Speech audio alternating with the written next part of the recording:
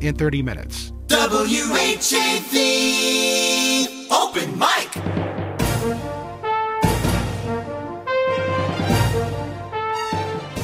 From the Edwin V. Johnson Newsroom, WHAV presents the Open Mic Show with Tim Coco. Make your voice heard. Call 978-374-1900. That's 978-374-1900. Or email tcoco@whav.net.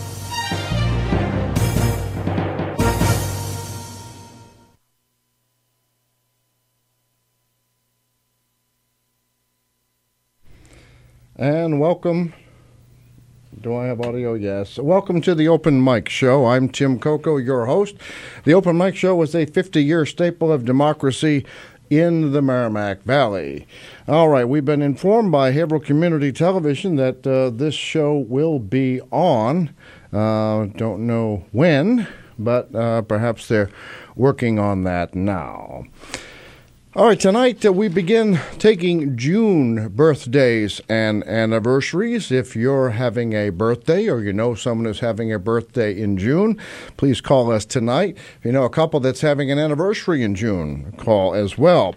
And the names will be entered into the hat for a free 7-inch cake from LBD's Second Generation Italian Bakery in Bradford. They're at 140 South Main Street, and they're so generous to provide a cake each month to a lucky birthday or anniversary cake winner. It's very easy to win. Just call 978-374-1900, and you'll talk to me on the air, wish them a happy birthday, a happy anniversary, and they'll do that. Chris Porter, the man who works at every radio station in the Northeast, is producing again tonight.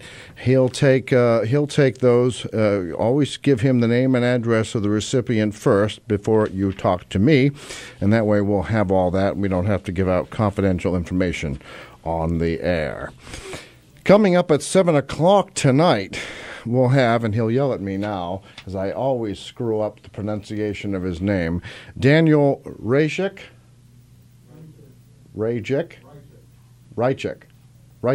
See if I can remember that. I did it with his mother, too. It was terrible. And Tommy Wood, otherwise known as Woody. And those of you who are familiar with Haverhill Community Television, Woody is one of the longest serving volunteer. At where?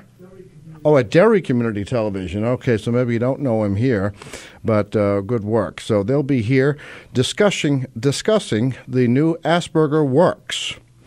Then after that, about 7:30 or so, we have Justin Gordon and Gerrie Maffris from the Haverhill Art Market Series. And that's pretty exciting.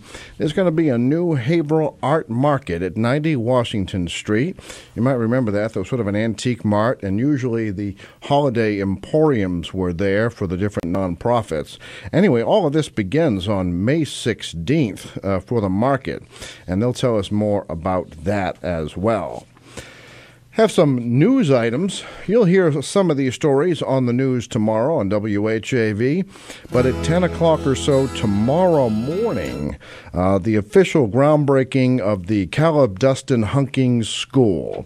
Yes, there's one there now, but it's going to be coming down. They're going to build a new one right alongside of it. Deborah Goldberg, State Treasurer, is going to be on hand for that, and of course there'll be others. We'll talk about some of that as we go on. Brian Dempsey, Dean of our Legislative Delegation, Head of Ways and Means, will be there. He'll be represented, actually, by Tatum Mortimer. And then you'll have Reps Linda Dean Campbell, Diana DeZoglio, Leonard Mira, Senator Kathleen O'Connor Ives, and from the school committee, Scott Wood. From the Haverhill City Council, John Mitchison, and, of course, Haverhill Superintendent of Schools, James F. Scully. Quite a bit of excitement tomorrow morning as the Hunking School ground is officially broken. All right, I'm not quite sure why I'm not seeing us on Channel 22. Is it possible we're on a different channel? All right. Very confusing, very confusing. Okay. news items. Well, before we do that, let's talk about how and where to listen, since you cannot seem to watch on Channel 22. You should be able to watch on WHAV's Facebook page. Also be able to watch at www.whav.tv on your computer or smartphone. You can listen anytime, 24 hours a day, 7 days a week at whav.net on AM radio 1640, FM 97.9 coming soon. And on cable television, usually the audio in the background on Andover Channel 8, Methuen Channels 8 and 22 on Comcast, Channel 32 on Verizon Fios, Plasto Channels 17 and 23, Sandown Channel 17. You want to get involved, and we certainly hope you will, call 978-374 1900 to get on the open mic. If you're shy, you can't win a prize by being shy because you have to talk to me, but you can send news tips or items for discussion. All you have to do is write to me by email, TCOCO, as in T as in Tim, TCOCO, at WHAV.net. There's also a message board below the TV screen at WHAV.tv. So you want to do that. Now, some items that are be in the news tomorrow, we started talking about that. We were going to hear about the Hunking School official groundbreaking. Also, there is someone you have heard about, former longtime Haverhill police officer, former Haverhill city councilor, Dave Hall. Well, he's doing something new, and he's doing it for you at no cost. You're going to learn more about what Dave Hall is up to and who put him up to it. None other than Haverhill Mayor James J. Fiorentini. It's all good and positive news.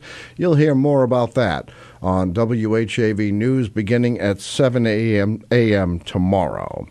News you will hear at 7 o'clock and 8 o'clock tonight, and undoubtedly for other period of time with WHAV News Director Dana Esmel. Medical marijuana is back in the news. It looks like Haverhill Mayor Fiorentini has signed a letter of non-opposition for Healthy Farms. Healthy Farms will officially change or ask the Department of Public Health to change its location from Hale Street to the Broadway Industrial Park. The Haverhill City Council did specify the Broadway Industrial Park as the zone for such facilities. But the mayor has signed this thing, and it's a significant milestone because a letter of non-opposition is what kind of got a few people in trouble in the first place. You might remember the story. Former Senator and Methuen City Councilor Jim Jajuga, he's also former paid president of the Haverhill Chamber of Commerce. He brought a letter in on behalf of Healthy Farms. The mayor had it retyped and edited on City Council letterhead, and then Haverhill City Council President Bob Scatamaccio was asked to come in and sign it. It seemed pretty innocuous. Again, this is an opinion show. I'm with Bob on this. It didn't seem like it was very significant. But it turns out that letter was presented to the State Department of Public Health saying Haverhill welcomes Healthy Farms with open arms. And that was a key ingredient in them receiving their provisional license. Jim Jajuga went on to be fined $2,500 by Secretary of the Commonwealth Bill Galvin for failing to register as a lobbyist. That news came to light when people like the city planner, Bill Pillsbury, and the head of the MVRTA bus line, Joe Costanzo, and others said they never talked to him about this. So but now we have a new letter of non-opposition. That's going to be before Haverhill City Council tomorrow night. Also before the council, at long last, I might add, is the petition from opponents of healthy farms and medical marijuana, perhaps in general. They submitted that petition more than a month ago with more than 200 names. I think they've said since they've collected more than 400. They expected the council to look at their petition a month ago. It's coming up now, not coincidentally, I suppose, at the same time that Healthy Farms is presenting two petitions, one an online survey and another handwritten signatures. They say they have about 600. So we have the matter of the dueling petitions there. We'll see how that plays out. As I have said on this program before, and again, this is an opinion program. You're going to occasionally get some news as well. But the open mic show, and a long history going back to probably the most opinionated host of this program was the late Bill Pike. And so there is an opinion. My opinion is the voters approved medical marijuana. I think in Haverhill, like 64% approved it. So the issue is not medical marijuana, but the voters' decision is absolute. The issue, in my opinion, is whether Healthy Farms gained an unfair advantage by having Jim Jajuga, who obviously misrepresented the company, or perhaps that was all part of the plan, then seemed to get everybody on board with this letter, and then the State Department of Public Health signed on to it. It seemed like a fait accompli. It may very well be a fait accompli. Healthy Farms, looking at property, perhaps already has an agreement to buy property. Rumors is the Hans Kissel food plant off Route 97. So they'll be in that industrial park, undoubtedly, unless some new revelation comes forward that shakes the confidence of the State Department of Public Health. We do have a new governor since this came up. I wonder what Charlie Baker thinks of all of this. Perhaps he'll weigh in and we'll have a better idea. So tomorrow night, sparks could fly at the Haverhill City Council. But I will say, and any city councilors watching or listening to this program may or may not agree, and they're welcome to call the program. But it seems like the council's a little docile these days. Now, I go back all the way when councilors like Gene Grillo and Dr. Arthur Bauer and George Deakian, held the mayor's feet to the fire. They were on top of the issues, and some would maybe describe them today as negative or againsters, but that's how government works. You have one branch that balances the other. Just at the national level, we have the executive branch with President Obama. We have the Supreme Court with Justice Roberts. And then we have an equal branch in Congress with as a combined body, although separated into the House and the Senate. In Haverhill, we have the executive branch headed by Mayor Fiorentini. We have the legislative branch headed by Council President John Mitchison. But it seems like there's this fear of looking too negative among the councilors. Now, they privately will point to some pretty good examples that when former councilor Lou Fossarelli took the mayor to task, he lost his seat. When Councilor Michael Young, whom I learned has moved to Newburyport, that may or may not be true. Perhaps one of you wants to confirm it. But when he took on the administration, he was ousted by the voters. And Dave Hall, who will be a subject of positive news tomorrow, Dave Hall was ousted from the council as well. Are councilors misreading the tea leaves? Did the voters intend to knock those people out because they were negative? Would they knock out any of the current city councilors if they appear to be negative, or was that just a coincidence? Certainly welcome to take your call. Anyone wants to call for open lines between now and 7 o'clock when the news is on, feel free to chime in.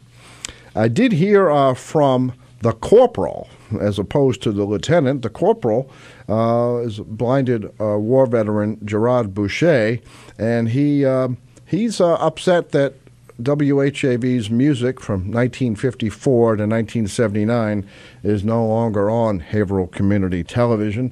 There's some kind of, I can see it on the screen here, the Talking Information Network. There had been some talk about moving WHAV's programming to Channel 99, the education channel. I don't know what the status of that is. Again, maybe one of you knows. You can certainly call 978-374-1900. I'll tell you what, I'm going to check on our Facebook feed, so we're going to take a brief break at a quarter of the hour. You'll be hearing This Day in Massachusetts History on Mass Moments. We'll be back with more of the Open Mic Show after this. Open Mic! Tim Coco and the Open Mic will be right back. Get in on the action.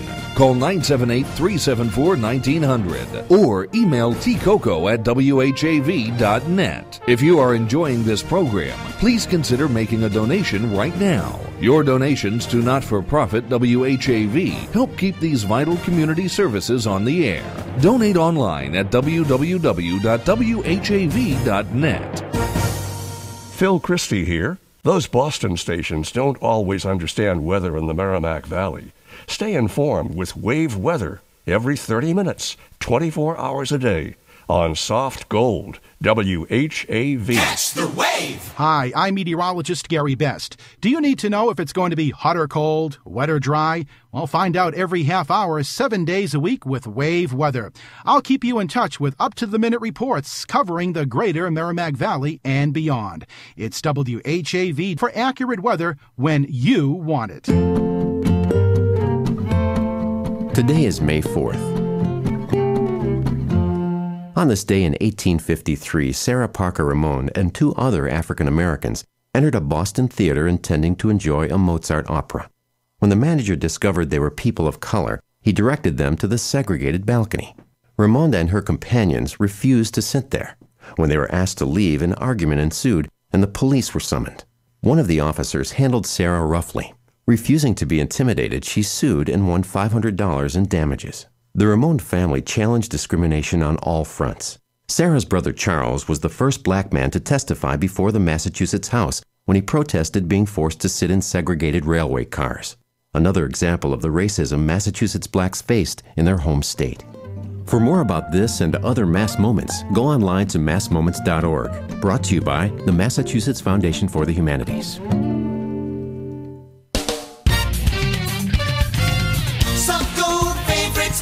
Music. Catch the wave. WHAV. Open Mic.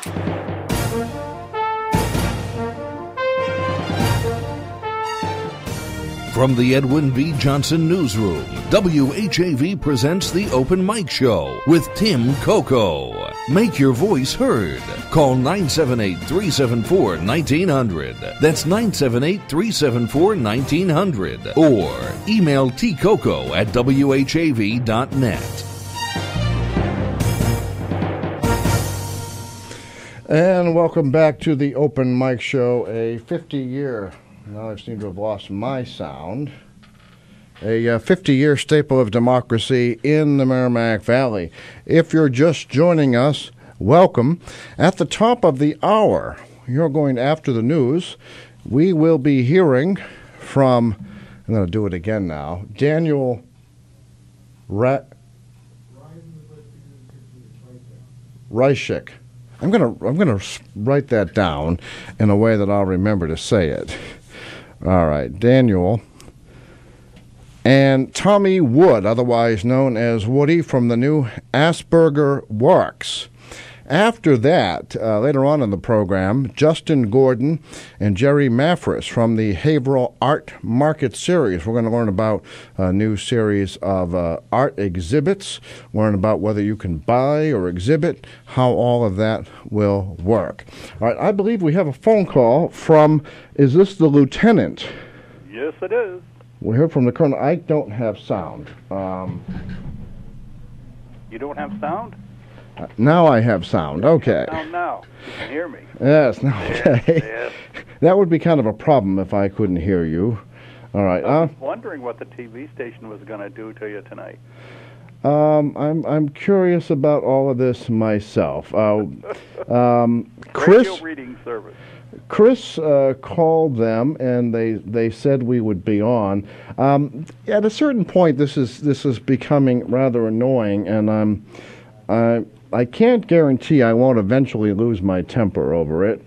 But you see, then I might get, well, I'm not an elected office holder, so maybe I can be negative while the city councilors can't. All right. Well, your good friend, the corporal, called, and he would like us. Oh, by the way, we just suddenly appeared on 22. Oh, is that right? Chris, I'm going to ask Chris, our producer. Did you call them, and did they forget, or what's the deal? They were actually really nice, and they said they were having some sort of difficulty, but she said she was going to try to get it on for us. All right, so they were having some kind of difficulty. I wonder if it's the same kind of difficulty that meant they had to rewire only between 6:30 and 8:30 on Monday night when the mayor was here.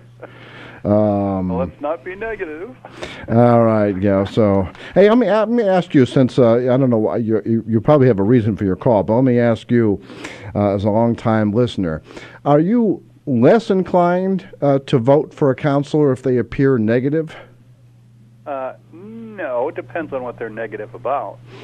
I mean, the reason that those other counselors didn't make it is because I think that they didn't campaign the way they should have.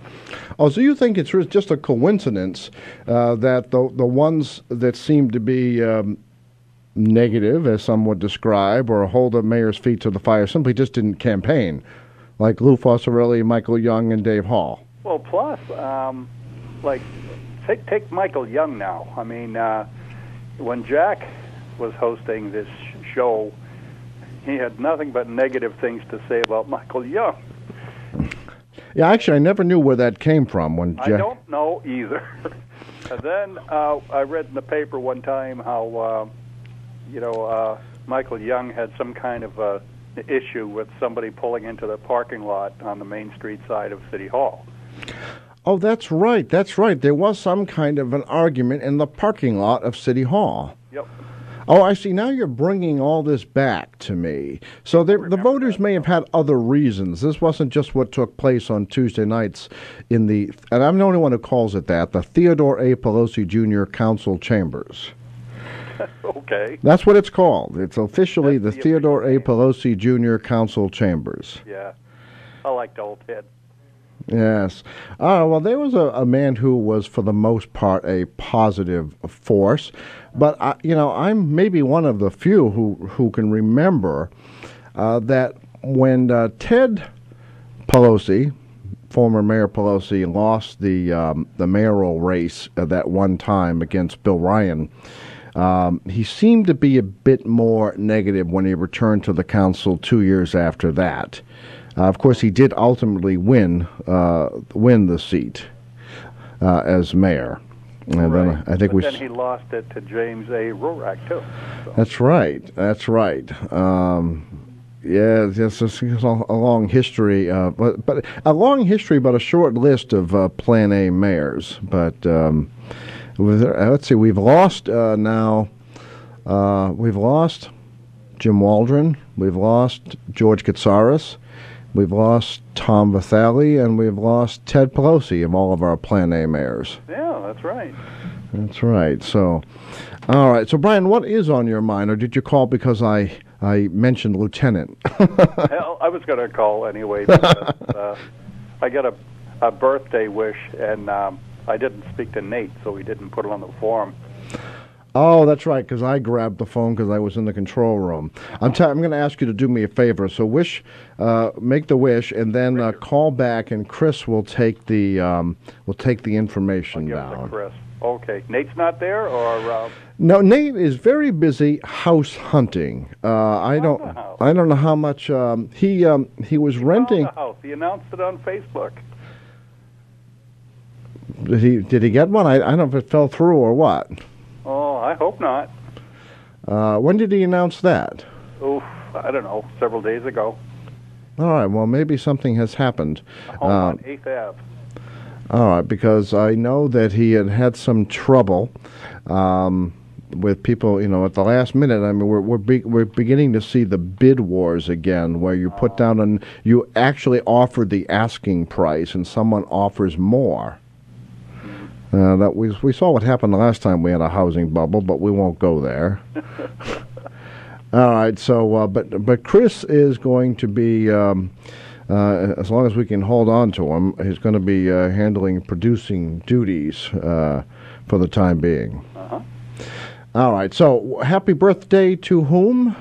Well, his name is Richard. Richard. He's also a physician, so I don't know if he wants to get into that.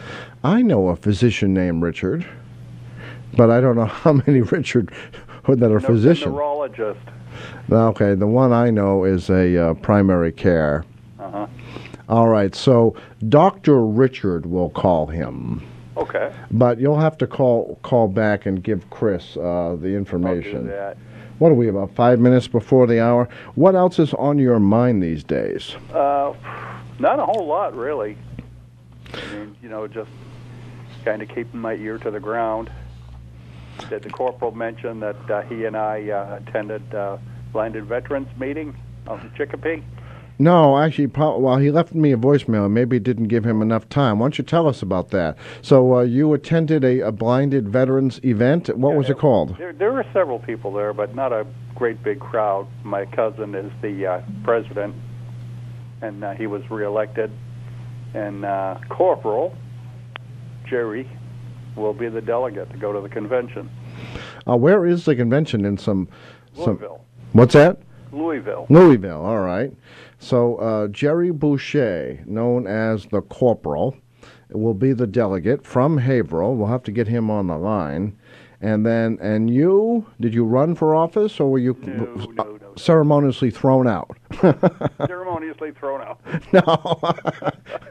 I'm kidding. Now, just I'm assuming Brian will correct me if I'm wrong. I don't want to put him on the spot. But if you would like to contribute, and you're urged to do that, to the Brian Langlois Relief Fund, you can do that at any Haverhill Bank branch. Brian was, speaking of unceremoniously, robbed of his life savings. It was in a safe, and the safe, too, is gone. Had a pretty tough year last year, so if you remember Brian, any Haverhill Bank branch. Is that still true, Brian? That is very true, and thank you for talking it up. Well, we like to honor, frankly, friends of the Open Mic Show, friends of WHAV, friends of radio. Yeah, Chris, my gain is up there. You're not getting enough. All right. The trouble is we don't balance with the phone if I go too high. All right. Chris is working the controls in master control, and he's accusing me of not cooperating. He didn't say as much, but I can tell from the scowl on his face, and the fact that he wrote it on a little whiteboard. All right. Well, coming up, Brian, at after the news at 7, we're going to be learning more about Asperger Works, putting autism to work. It's a new nonprofit organization. Some Haverhill people at the helm, but it'll actually be based in Methuen, if I'm correct. Is that, yeah? I don't know anything about it. Okay, so I know somebody who I think probably has it, but hasn't identified. But what do I know? All right. Okay, so this draft brochure is not correct then. No, that's the PO box. The mailbox is in the All right, we'll have to figure all of that out when they're on the air. All right, so then tomorrow is the groundbreaking for the Caleb Dustin Hunking School. Oh, it is. Address of 100 Winchester Street. Uh-huh. Is that the address of the current Hunking, or is that a new address? It was on Winchester anyway, right? It wasn't Revere, right? It was... Well, I guess maybe it always was. We just never thought of it that way. All right, so that's coming up tomorrow. Jared, and I hope I don't pronounce this wrong. I mean, I do have Italian blood here. Jared Fogoni of the Hunking School principal was going to be there. It looks like students are going to participate. The Pledge of Allegiance, Mackenzie Leo McDougall, Ariana Westhaver, Haley Gallant, Jasmine Toole will be doing the national anthem. Introduction by Mayor Fiorentini, comments by the Treasurer of the Commonwealth, whom we are literally and figuratively in debt with for providing the money, Deborah Goldberg. Jack McCarthy, Executive Director of the Massachusetts School Building Authority, is going to be represented by Maureen Valenti. And then, of course, we have the whole list of dignitaries. If we give each one of them an hour, this should take just a small amount of time. Kathleen O'Connor Ives, Senator. Brian Dempsey is going to be represented by Tatum Mortimer. Linda Dean Campbell, Diana DeZoglio, Leonard Mira, all state representatives. Scott Wood, the president of the school committee. City Council President John Mitchison. It looks like the architect's going to be there, James LaPosta Jr. and Timothy Hurdlebrink, Shawmut Design and Construction. James Scully, Superintendent of Schools, and I just noticed this last comment on there, man your shovels. All right, so I guess each one of them is going to get a shovel. All right. And then there's some kind of reception afterward. We'll cover that on WHAV. All right, so we have a Dr. Richard is their first birthday to be entered into the June birthdays. We'll take birthday wishes all month, anniversary wishes too, and the recipient will win a 7-inch cake, choice of chocolate or vanilla, from LBD's second-generation Italian bakery, 140 South Main Street in Haverhill, or the Bradford side of the river. And we don't have quite a whole month because the last Monday of the month, won't we be celebrating Memorial Day? Memorial Day. And don't they celebrate that every week at Channel 22? All right. So, yes, well, maybe I'm being too mean. All right. So, okay. Well, you're right. So we're probably going to do it the third week of the month. And then we'll all get ready for the cookouts and the games after a horrible winter to begin the summer season. All right, Brian. Well, thank you very much for calling in. Okay. Look forward to. I'm looking for those pictures I emailed you about. Oh, that's right. That's right. I think I flagged it, but it's like 200 other emails I flagged. Well, I know that. But feel free to remind me. Okay. Just like Chris is reminding me that I have to get off the air. Okay? Maybe Rebecca Foster is on duty tonight. Actually, I'm not sure. Maybe Rebecca Foster is. Okay, we'll see. Thank you, Brian. Okay, you take care. Bye. All right, it is the top of the hour, just a little past. We're going to go to local news with WHAV News Director Dana Esmel. We're going to hear national news from FSN, perhaps Rebecca Foster from FSN, local weather, and then we'll be back with Daniel Rajczyk and Tommy Wood. He's singing That's About Okay of Asperger Works.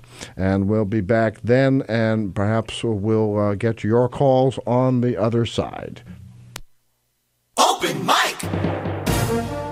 Tim Coco and the Open Mic will be right back. Get in on the action.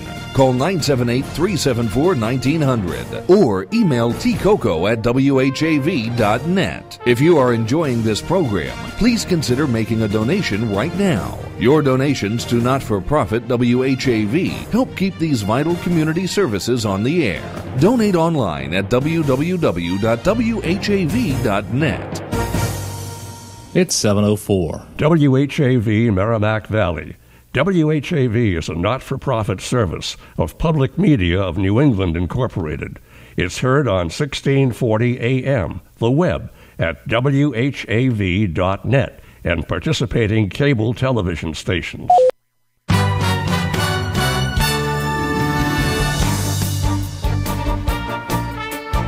Here's what's happening in local news. This past weekend's Kids Arts Fest was considered a success by all involved, but it apparently took place without necessary city permits. Haverhill City Councilors Tuesday night are expected to approve an event vendor permit for food and toy vendors retroactively. It was originally assumed individual vendors had their own hawkers and peddlers licenses. Quote, "It's a source of confusion for a lot of people," said City Clerk Linda L. Catullus. Quote, "The Chamber was unaware of this requirement," she added. Kids Art Fest took place from 1 to 5 p.m. Saturday, May 2nd in the state-designated Riverfront Cultural District.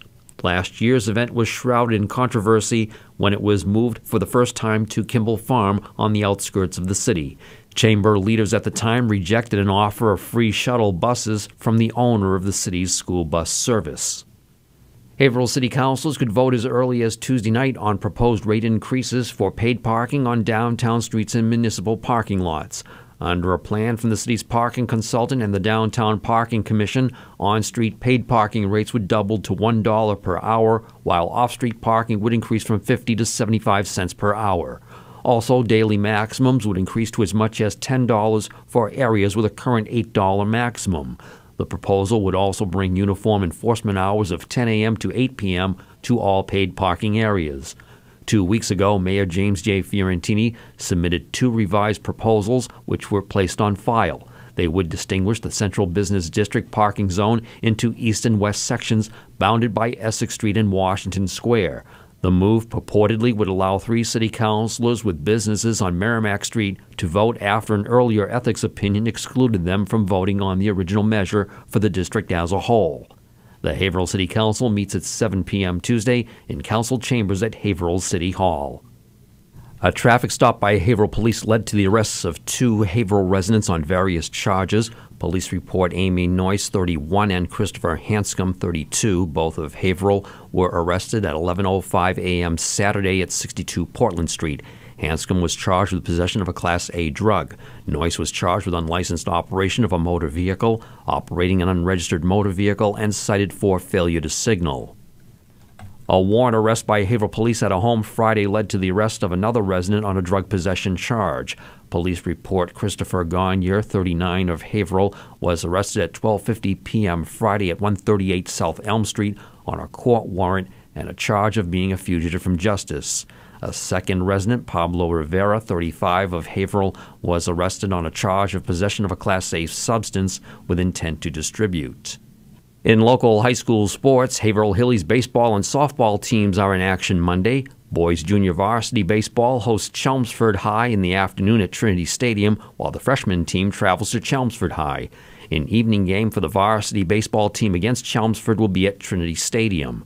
Girls softball teams square off against Lowell High School on the road, with the exception of the freshman team, which travels to Chelmsford. For more schedule details, visit whav.net. Remember, WHAV is the only Haverhill-based news source, and it's always free. In the Edwin V. Johnson newsroom, this is Dana Esmel. From Feature Story News in Washington, I'm Rebecca Foster. Police in the U.S. state of Texas say the officer who shot gunmen outside a contest for Prophet Muhammad cartoons likely saved lives. 2 men opened fire with assault rifles outside the Draw the Prophet Muhammad event before they were killed by a police officer. Our U.S. correspondent Kate Fisher reports. The suspects were targeting an event holding a contest to draw the Prophet Muhammad, which many Muslims consider to be blasphemous. One suspect has been identified as Elton Simpson, who'd been previously investigated on suspicion of terrorism offences, according to U.S. media reports. Garland police spokesman Joe Hahn praised the officer who killed the gunmen after they opened fire in the parking lot. With what he was faced with and his reaction and his shooting with a pistol, he did a good job. A security officer wounded in the shooting is out of hospital. Specialized U.S. military aircraft have arrived in Nepal amidst international efforts to reach remote areas affected by the April 25th earthquake. American V-22 Ospreys and helicopters will deliver emergency supplies to villages cut off by the disaster. Malcolm Brown reports on the U.S. component of the multinational relief effort. With their ability to take off and land vertically like a helicopter, but fly fast and far like a plane, the 4 V-22s that have arrived in Nepal will be a useful addition to the disaster recovery effort. The American tilt-rotor aircraft and conventional helicopters will help to transport relief supplies from the capital to remote areas. With the monsoon season approaching, one priority is providing shelter to survivors. The US military's response also includes Air Force personnel who can help Kathmandu's overstretched international airport deal with the influx of foreign disaster assistance. Kensington Palace has announced the latest member of the royal family has been named Charlotte Elizabeth Diana. The Duke and Duchess of Cambridge's second child, born on Saturday, will be addressed as Her Royal Highness Princess Charlotte of Cambridge. Israel's prime minister has met with the Ethiopian-Israeli soldier at the center of a storm over police brutality. Violent protests broke out in Tel Aviv after a video emerged allegedly showing officers beating Damas Pakada. The victim was wearing his army uniform at the time of the assault. Ruth Eglash, Israel correspondent for The Washington Post, says the protest scenes were unprecedented. Things definitely took a turn for the worst yesterday evening in Tel Aviv, scenes that we've never seen before in Israel, where really violent clashes between protesters and the Israeli police. It took them hours to disperse the crowd. Today in Jerusalem there was another protest by members of the community. From bureaus worldwide, this is FSN. Wave weather. I'm WHAV meteorologist Gerrie Best with wave weather. Breezy and mild weather for the Merrimack Valley through the night with increasing clouds. Low temperature mid and upper 50s. During the day Tuesday, some clouds with a chance of showers during the morning, partial sun during the afternoon, and low 70s. It'll become fair at night, upper 40s to near 50. And Wednesday, mostly sunny skies. High temperatures right around 70 degrees. Fair weather on Thursday. This is Gerrie Best. Your next wave weather coming up in 30 minutes. Stay informed each day with local news, coupled with Pacifica's worldwide coverage. Only local radio can bring you local news, but only WHAV does. WHAV, Merrimack Valley, open mic.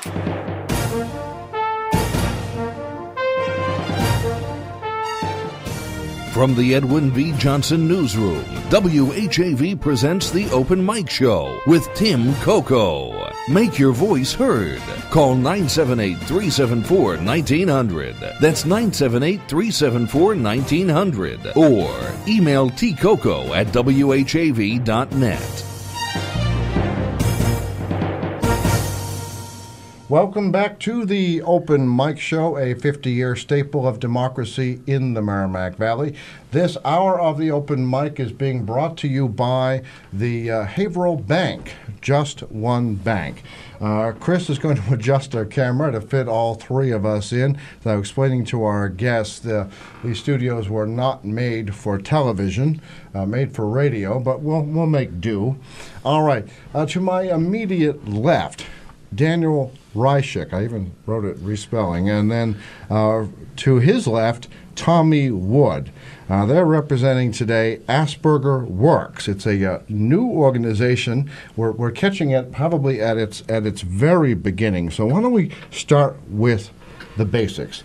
Maybe we'll go all the way back to the basics. What is Asperger's? Asperger's syndrome is a developmental disability on the autism spectrum, where was it the symptoms of was it social impairment, and was it things like stereotypical was it repetitive behaviors, and other issues with it sensory processing and sensory sensitivities. Is on the mild end of the autism scale. All right. And, pardon me, do you both have Asperger's? Yes. All right. So it's not something people could immediately recognize. All right. Can you tell me when, let's start with Daniel. Is it a diagnosis, or do your parents notice something different, or in your case? It's in my case, as a kid, I was diagnosed with undiagnosable learning disability because Asperger's diagnosis in the U.S. hadn't been thought of until the early 90s. Yes, 1990s. It was well known in Europe. but as everybody knows, things are delayed in the U.S. Apparently, Yeah. apparently. And so I was diagnosed in 2002. Okay. 2003. So the initial manifestation for you then was he's having trouble picking up some of the things in his classes. My parents, after looking at the checklist of Asperger's and then looked back at my growing up, realized that I had some sort of autism. Okay. Because back then there was no Asperger's, it was just the... Back in because I was born in '73. Okay. So and Woody was born even earlier than that. I was born in. He's calling I was you born in old March man. of 1958. Okay. So I'm 57, and I first was finally correctly diagnosed as being with Asperger syndrome and being on the autism spectrum at age 47. 47. And I imagine that your experience is not unusual, that anybody from my generation and so our teachers and our parents weren't looking for this. There was that my parents knew there was something different about me, other than issues with my walking gait, which were considered to be mild, but within the normal range. Okay. Because I am dual diagnosis. I have both Asperger's syndrome and cerebral palsy. Oh, okay. All right. So I'm in both those disability spectrums. Two areas then. All right. So then. I'll tell you what, we're going to take a brief break for Community Spotlight. We're going to talk about now how your individual experiences have led you to Asperger Works. Yeah. And why don't we do that? We're going to take a brief break for Community Spotlight, because if I don't take the break on time, and I'm teasing him now by talking, if I don't take the break on time, Chris will come in and pull the wires out. All right, we're going to be back with more of the Open Mic Show in just a minute. Open Mic! Tim Coco and the Open Mic will be right back. Get in on the action. Call 978-374-1900 or email tcoco@whav.net. If you are enjoying this program, please consider making a donation right now. Your donations to not-for-profit WHAV help keep these vital community services on the air. Donate online at www.whav.net. The Edwin V. Johnson Newsroom turns out local programs every day and night. Tune in for local news, Community Spotlight, and the Open Mic Show. Only local radio can bring you local news, but only WHAV does. Community Spotlight is brought to you by Haverhill Bank. Haverhill Bank is a generous supporter of the area's civic and cultural programs. That's all it takes, it's just one bank. Haverhill Bank. Community Spotlight. Holy Family Hospital is having a Meet the Expert seminar with board-certified facial plastic and reconstructive surgeon Ryan Scannell, MD. The event takes place Tuesday, May 5th, 6 to 7 p.m. in the auditorium at Holy Family Hospital. The hospital is located at 140 Lincoln Ave, Haverhill. Attendees will learn the basic anatomy and physiology of the skin, common forms of skin cancer, and the common non-surgical and surgical treatments of skin cancer. This event is free and open to the public, but registration is required. For more information or to register, call 978-420-1168. Someone you know is on WHAV. To submit or read your own nonprofit announcements, click on the Contact tab at whav.net or email news@whav.net. In the Edwin V. Johnson Newsroom, this is Sarah Tiza.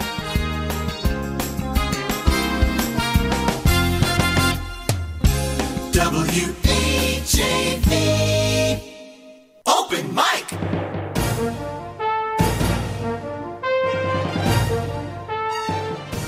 From the Edwin V. Johnson Newsroom, WHAV presents the Open Mic Show with Tim Coco. Make your voice heard.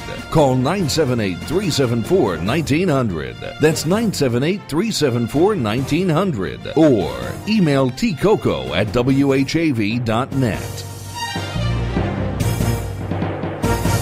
Back on the Open Mic Show, I'm Tim Coco, your host. This hour of Open Mic is being brought to you by Haverhill Bank, just one bank. Okay, we left off with what Asperger's is, and now let's talk about Asperger Works. Daniel, you're the founder of Asperger Works. You are the executive director, and I imagine as a brand new nonprofit executive director, you get paid nothing, right? Correct. That's how it works. Yes. I'm president of Public Media of New England, Inc., the head of this radio station, and I get paid nothing. All right. And Woody is on the board. Woody, is that you okay to call you that? Yes. Woody is on the board of directors, and as I think Daniel just explained during the break, this new nonprofit that Daniel founded, the board of directors, at least half have to be on the spectrum. Is that how you describe it? Mm-hmm. Yes. And the executive director must be on the spectrum as well. And the executive director. Okay. All right. What encouraged you to create Asperger Works? Okay. The reason I created it was I've always had problems with employment, either keeping employment or getting employment and interviews and stuff, and there are virtually no services for adults, especially in the area of employment, for adults diagnosed with Asperger's. Adults diagnosed with autism and the lower end of autism has a lot of services. All right. It's actually, you make a good point. You made a distinction just now. You said high functioning. We don't like to use the word high functioning, low functioning, but to get people to understand. Essentially, correct me if I'm wrong. Let's make it clear to listeners. Essentially, that if you can pretty much get through the day every day in a ordinary manner, there aren't as many services, but if you are more obviously impaired, there are services. So you have you identified this gap. Yeah. You identified this gap. All right. Now, how does that differ from, and maybe it doesn't, in the old days, there used to be something in Haverhill called a Work Activity Center, which is part of Career Resources now. In the old days, they would create jobs because local employers might ask that, well, perhaps the Work Activity Center can assemble these widgets for us. Do those services still exist? Well, actually, actually, they are getting rid of the sheltered work environment because of new laws. You called it a sheltered work environment? Yeah, that's what sheltered workshop they call it. There's some kind of a law that takes away people's jobs? No, what it was, they got rid of the sheltered work environment, and now they're working in the community. All right. So that an employer who would like these widgets assembled is on their own. They don't have any access to that kind of help. It's being phased out. All right. Now, when you say work in the community, does that mean you might work for that same employer directly, or you do community service? Work in the community. If we're talking on the low functioning end, is what skills they can do, and then they work in the community. And there are services for that. Asperger Works will help adults diagnosed with Asperger syndrome with employment from employment readiness training to all the way to long-term job coaches and job development and everything. And we're going to be meeting with employers to educate them why it's beneficial to hire people on the hire people with Asperger's, and get them to at least agree to interview our people, all right, our clients. So you want to take away any kind of possible stigma or something like that exists. Yeah. So you want to introduce employers, and then on the other hand, you want to help prepare would you call them clients of Asperger's Works? You want to prepare them, maybe help them with what might those things be? Resume work or presentation during an interview? Everything that would need help with. So it's individualized. It will be yes, and we are also since the autism bill that was introduced and passed and is being finally there is a state agency that will help people with autism. Which is the Department of Disability Services (DDS) has a new autism office. Okay, so and what's the name of that department? Is the Department of it's not developmental services. Developmental services. Yeah. Well, there's another agency with a similar name, right? Or is it the same one? So, Department of Developmental Services. It used to be the old DMR. Okay, all right. So I'm also thinking. Okay, developmental services, not disabilities. No. All right. And with that new change in the law, they'll get clients. And they'll give each client or the client's family up to $25,000 a year, so they could pay for services. So basically, they could pay for our services if they need employment help. Oh, I see what you're saying. So this isn't money for in place of work. This is money for services such as services that might be provided by Asperger Works. Yes. And when was this nonprofit organization founded? In 2012. 2012, and then you got your charitable designation from the Internal Revenue Service when? In July. All right. Last July. July 4th. Okay. This July 14th, yeah. Oh, okay. All right. Now, what is it that you need to do to set up? You're renting an office? No, we want a headquarters in Lawrence. We're looking for an office, and it would be nice if somebody would be willing to donate to us an office for the first year. All right, so you're looking for donation of office space, but you plan to be headquartered. You're from Haverhill. I live in Lawrence now. Oh, you live in Lawrence, but you're from Haverhill. You live in Lawrence. Where do you live? I live in Salem. Salem, Hampshire. Okay, all right. So so you're looking for a Lawrence space, and you're looking for perhaps a landlord who might donate that space for at least the first year.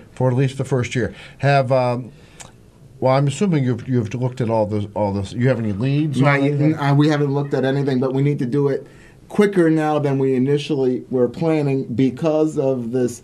Because we did meet with the head of the autism office at the Lawrence regional office, which covers the Merrimack Valley, and they were very happy to meet with us because they're looking for people to refer their clients to. Oh, okay. So everyone's kind of waiting for this to happen. They already have clients right now. All right. So then we've got a couple things in the fire here. We have you need office space, donations, and then we're also going to try to apply for some grants. All right. So if someone wants to step up right now, tonight, and they say, listen, I've got to set some dollars I want to send your way, or I'm a landlord who has a beautiful suite of offices just waiting for you, how would they reach you? They could reach me at drajczyk@aspergerworks.org. Hold on, let me write this. Is that on this piece? Yeah.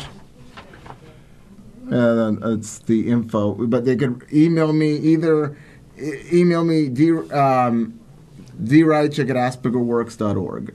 Will this one work? Yes, the info will work too. Well, maybe it'll just be easier for people. info@aspergerworks.org. Oh, Chris, could you put up on the screen the logo for Asperger Works so people who are watching can see how to spell it if they have a problem with that? Our screen's a little delayed. They'll catch up. There it is on this one. All right, so it's ASP as in Paul, ERGER Works, WORKS, all one word, .org. Yes. Is there a website at that address? Yes, it's www.aspergerworks.org. Okay. And we do have a very good board of directors and an advisory board. All right. So, in the time that we have left, can you tell us? Well, let's first of all, can they also call you? I see a phone number here. The number is not working at the moment. I'm trying to figure out what's going on with it. But all right. So for now, they can call my cell phone if they would like. You want to give us it's that 978. Okay, 978 601 2303. 2303. In radio, we kind of like try to say them in a combination so people who might be driving can remember. 978-601-2303 is Daniel's cell. And then you have how many people on the board of directors besides Woody? Let's see.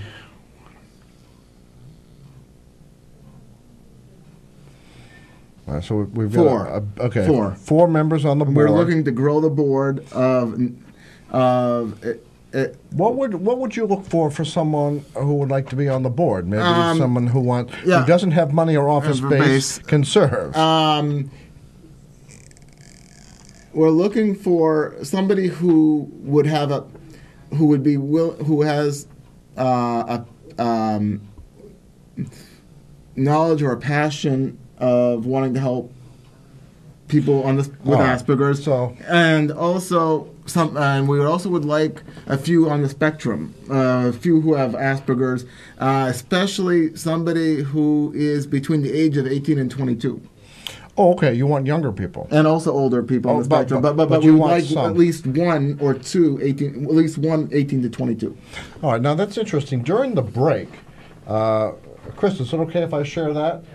During the break, Chris, who is producing the open mic show, said that he has been what's the correct terminology? Diagnosed as being on the spectrum. Yes, very light though. Okay, very light. So So we so this is far more common, and it isn't obvious to most people. So that must be more difficult for your work because everyone says, "Well, you look fine to me." Yeah. It's a hidden disability. And the issue is with it that that's a good term, hidden disability. I'm of the older generation, with it, from the 50s, early 60s, and with it.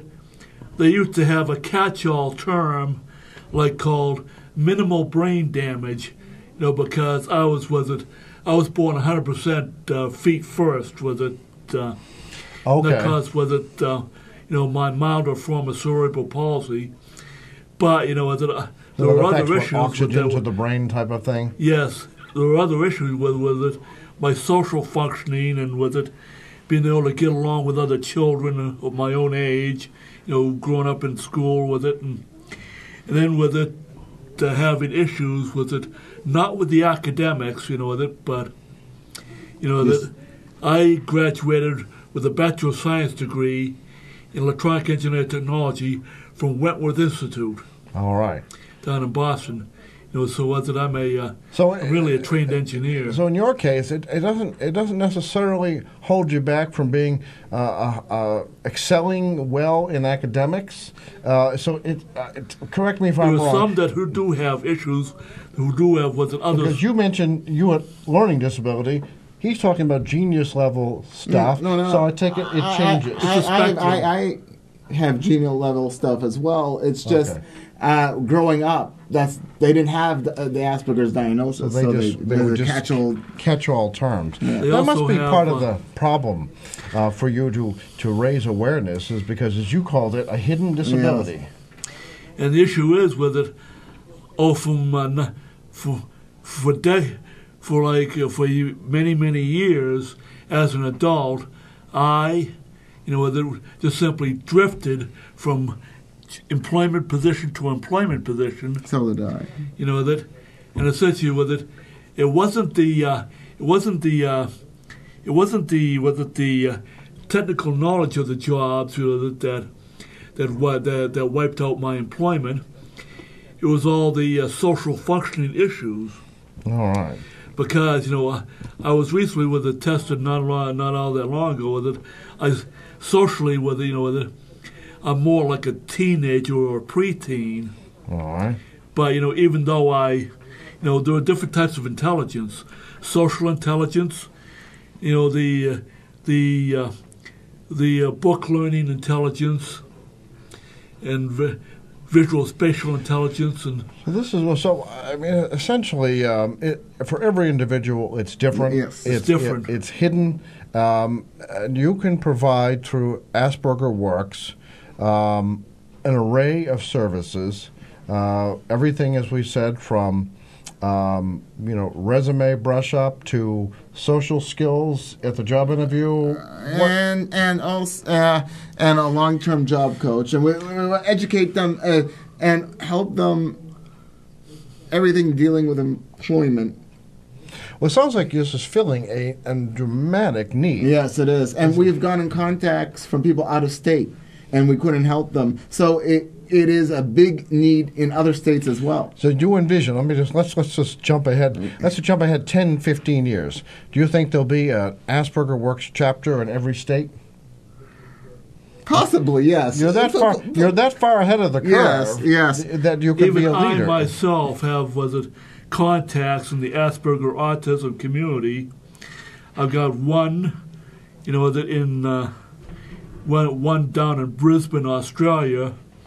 Who is an older adult like me, who has had issues with employment, and and even though England or was it Australia or New Zealand, or even Ireland, services for people on the autism spectrum are better than here, but yet there's still a major gap. Yes.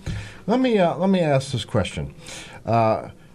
If a parent is watching right now, or maybe an employer, who perhaps is picking up on somebody that's saying, I wonder if that's, Andy's problem, or I wonder if that explains this situation on the office floor. What would you say to them to open their minds to consider the possibilities? What I would say, that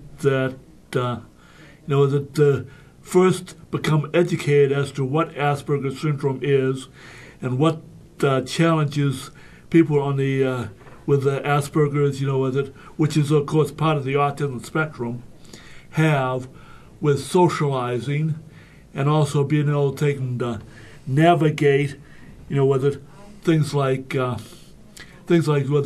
knowing what to say, to whom and to when, to be able to not cause social upheavals within the workplace environment, and to know what is correct and what is not correct, what is acceptable behavior, what is not acceptable behavior. So you're essentially beginning the process tonight of telling employers what to look for, how to react. You're talking to prospective clients of Asperger Works about how they can get some help. So why don't we repeat the information and we're going to bring you back when that office is set up and everything is functioning and get more information. But for now, Asperger Works, your slogan, putting autism to work. All right. People can call Daniel's cell phone, 978-601-2303. And they can also email info@aspergerworks.org. And if you want to donate, you can go donate on our website, aspergerworks.org. Okay, aspergerworks.org. You can also donate there. Now, what will be, you're going to be based in Lawrence, but what is the territory you hope to serve? Is it 5 miles? Does it stop at the Mass-New Hampshire border? We're going to be covering probably right now Merrimack Valley area, and possibly the North Shore would blend in a little bit, but mainly the Merrimack Valley. So from Lowell to Newburyport? Yeah, probably, yes. Okay, all right. And then So you're looking for office space. You're looking for donations. What's your goal for having the office open? What is the date you hope to have it open? Yesterday, maybe? Well, yes, because of the new development with DDS, we are now kind of sort of revisiting that. We need to try to get an office quicker than we initially envisioned. Does now the DDS, are they doing this as of the state's fiscal year, July 1, or have they been kind of working up to it? Actually, they already have clients. Okay. So the program has started. All right, so the time is of the essence. Yes. Get the office set up. Because others will do it as well. You know that as well. That's right. So I want to start it. So there's some competition, maybe. Yeah. So I want to do it right at the front, because being a pioneer of it, and doing it the first, and get most of the clients, and who better than you and your board with Yes. your criteria to get involved with this? All right, well, thank you very much. You're very for coming welcome. on Thank the you for having program. us. Well, I'd like to know more as you progress, so be sure to send us notes from time to time, and then we'll also schedule to have you in, especially when that office opens. And that office won't open, folks, unless you help. 978-601-2303. You can also visit aspergerworks.org on the web, and from the website you can email everyone. Is that right? Email you? And there's a contact form on the website. Contact form, okay. So that will take care of that. Well, really appreciated being educated tonight and learning more about this. I've been frankly, folks, I've been hearing some words about the works for a couple of years now, so I'm really happy to see how far along you've come. And folks, you saw the logo. Who designed your logo? My best friend, who was our IT director, but he had to resign due to health reasons. All right. And he designed the logo. Well, it's very good. It looks like it does the job. A couple of gears there as we all move on. Yes. All right. Let's take a break now for weather. As a matter of fact, I'm going to ask Chris to combine weather and the movie review, so we have time to set up. And so we're going to combine our two breaks. For those of you who are listening, so I don't mess up with our sponsors, this past hour has been brought to you by Haverhill Bank, just one bank. We'll be back with an hour sponsored by the Merrimack Valley Economic Development Council. Smart companies choose the Merrimack Valley. Open mic! Tim Coco and the Open Mic will be right back. Get in on the action. Call 978-374-1900 or email tcoco@whav.net. If you are enjoying this program, please consider making a donation right now. Your donations to not-for-profit WHAV help keep these vital community services on the air. Donate online at www.whav.net. It's 7:43. Phil Christie here. Are you listening to WHAV on cable television? If so, join WHAV in thanking the board, staff, and members of your local public access channel. Catch the wave! The most trusted man in America, news anchor Walter Cronkite, once said, "It is absolutely essential in a democracy to have competition in the media, a lot of competition." That sentiment is one of the driving forces behind WHAV's expanded local news effort. This is News Director Dana Esmel inviting you to listen to my hourly weekday newscasts right here on WHAV. You'll also find the area's most comprehensive local news reporting at whav.net on your computer or smartphone. Remember, WHAV is the only Haverhill-based news source, and it's always free. And that's the way it is. Wave weather! I'm WHAV meteorologist Gerrie Best with wave weather. Breezy and mild weather for the Merrimack Valley through the night with increasing clouds. Low temperature, mid and upper 50s. During the day Tuesday, some clouds with a chance of showers during the morning, partial sun during the afternoon, and low 70s.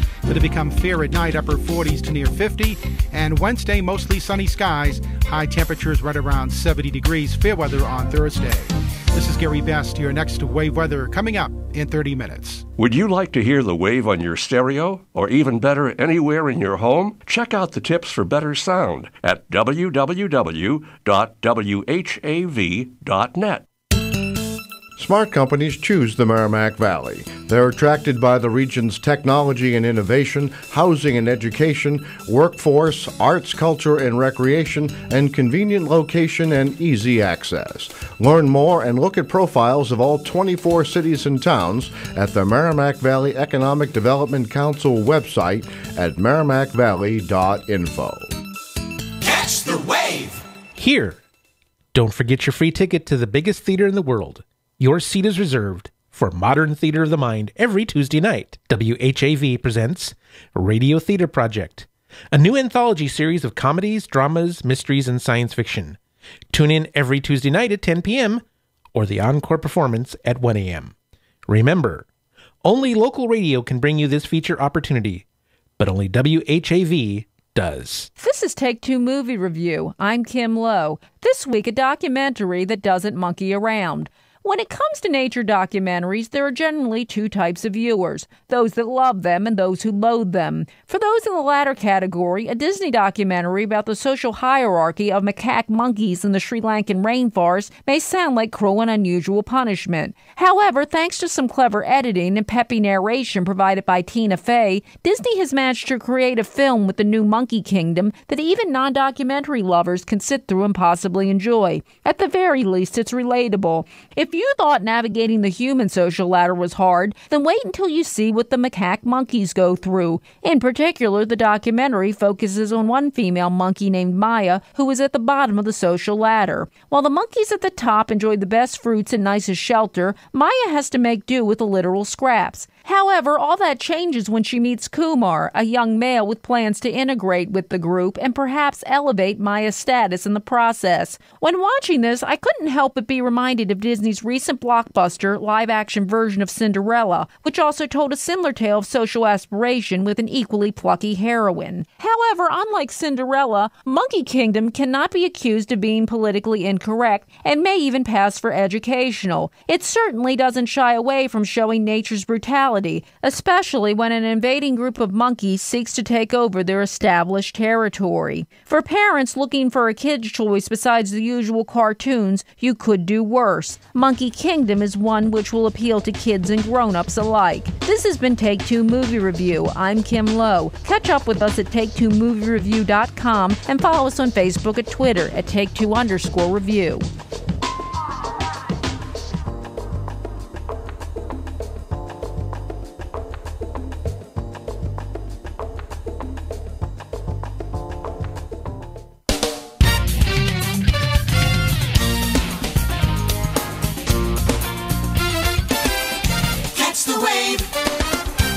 WHAV Open Mic.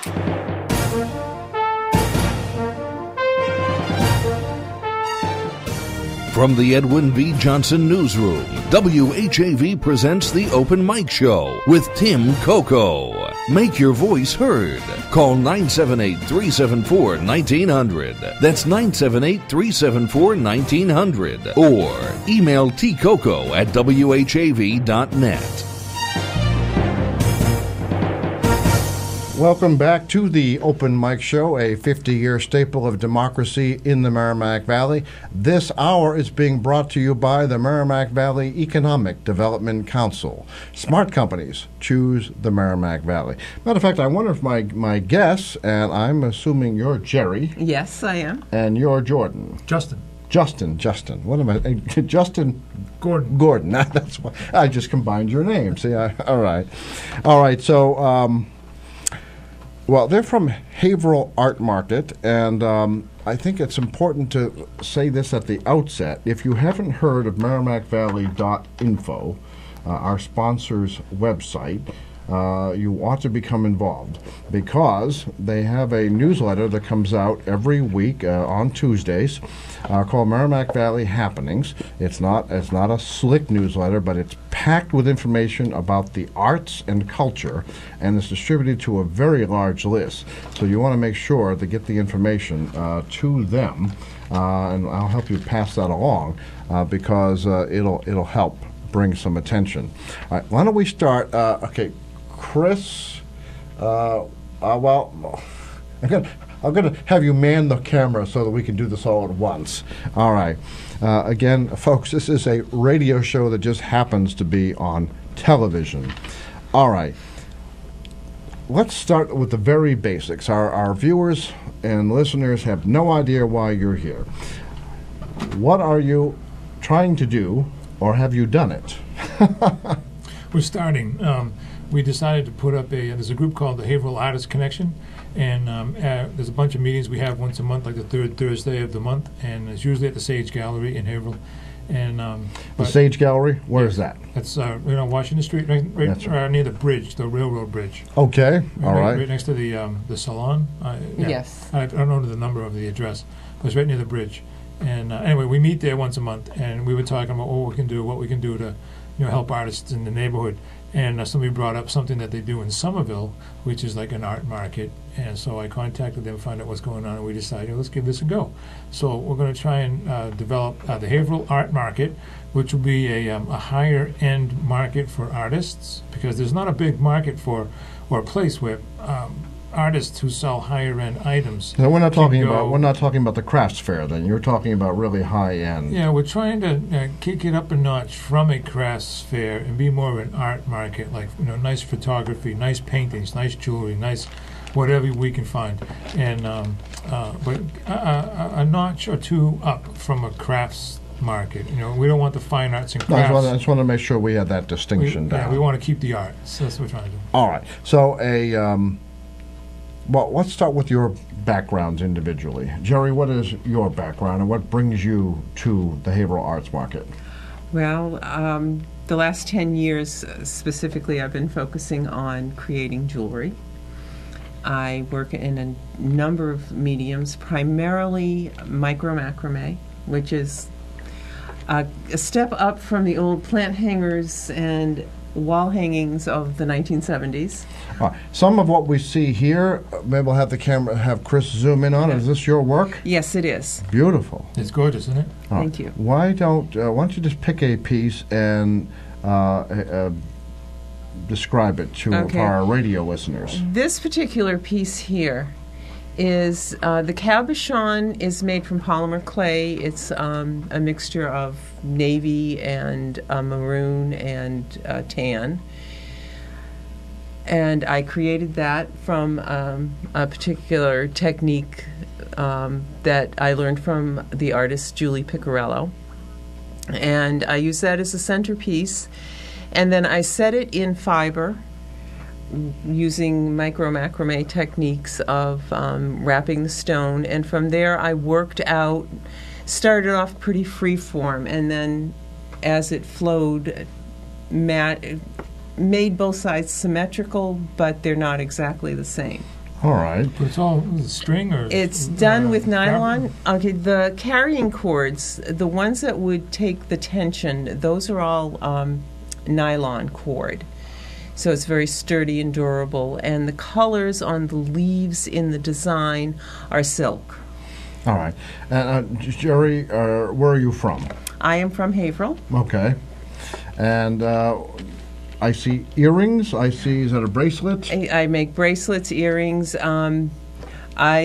it will hold a knot, I will tie it into a knot. I work with wire. I work with various types of cords and yarns.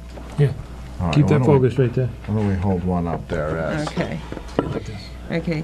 This is a particular bracelet that I made. All of those flowers I made by hand. All right. Those are made out of polymer clay. Polymer clay, okay. And then, well, okay, I'm going to jump too far ahead. Now, let's ask Justin then you must be It's an Jordan. artist too. No, I'm kidding. Yeah, no, but I had to look at my sheet to make sure I had it right. All right, Justin, are you an artist as well? I hate to admit it, but yes, I am. Oh, okay.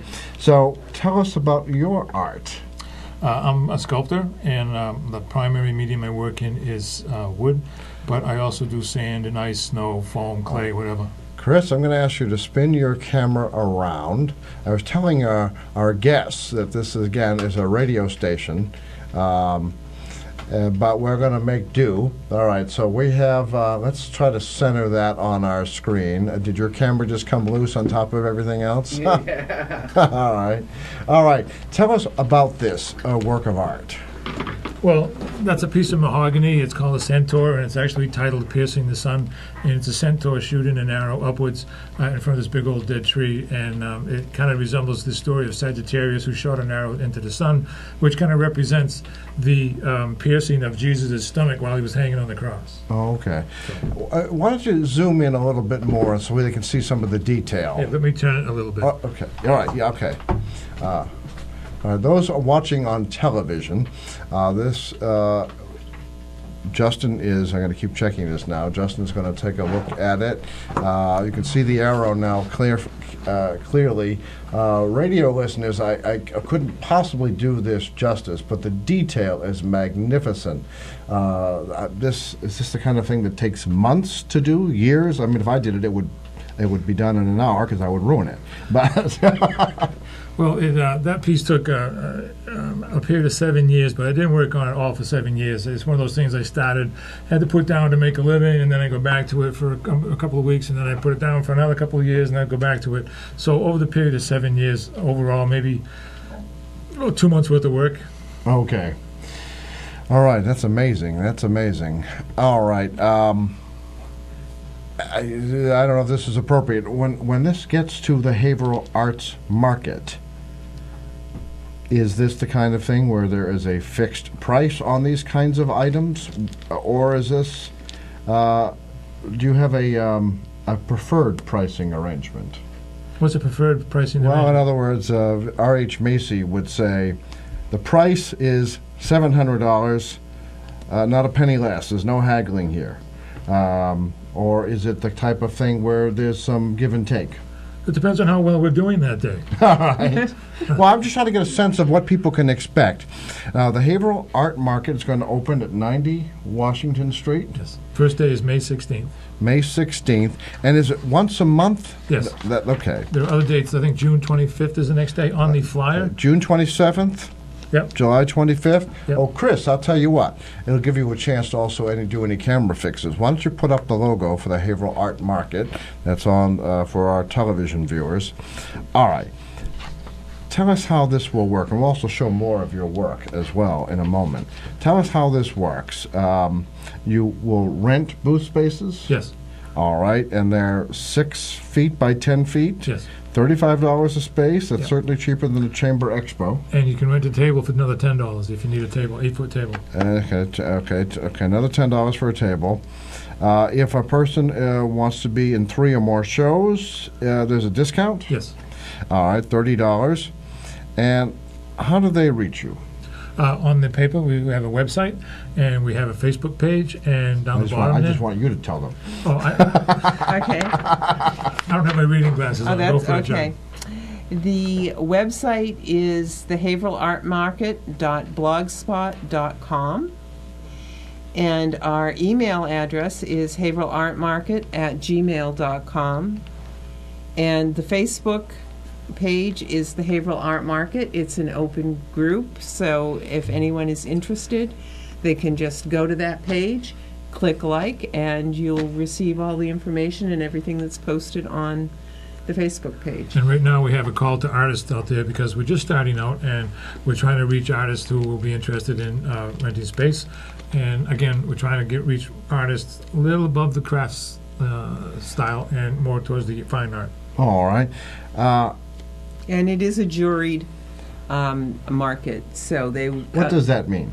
That means that people fill out an application, they send us some pictures of their work, preferably as JPEGs, digitally, And then the group of us who are starting this, we review the applications, look at the images of their work, and make a decision as a group about acceptance.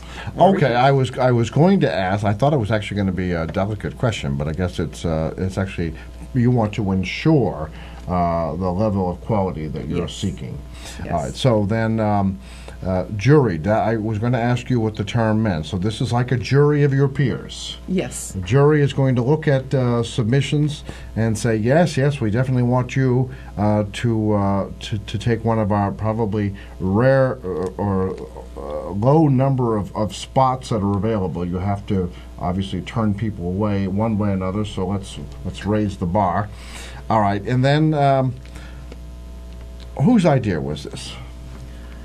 It's kind of a group idea. Yeah, from our Haverhill Artist Connection groups, we kept talking about, gee, it'd be really nice to have a place where we could market our goods, put our artwork out there. We're all going to be creating regardless of whether we're selling it or not. That's sort of how we're made. Okay. And it's always nice to have an outlet where we can control prices and the marketing part of it, and just be able to reach people directly.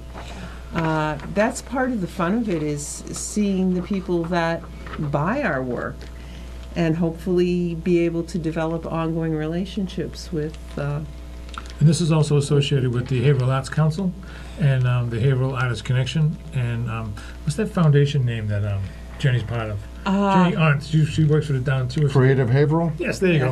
WHAV was one of the partners of Creative Haverhill at one time. A subcategory of Creative Haverhill is where we fall into the Haverhill Artist Connection.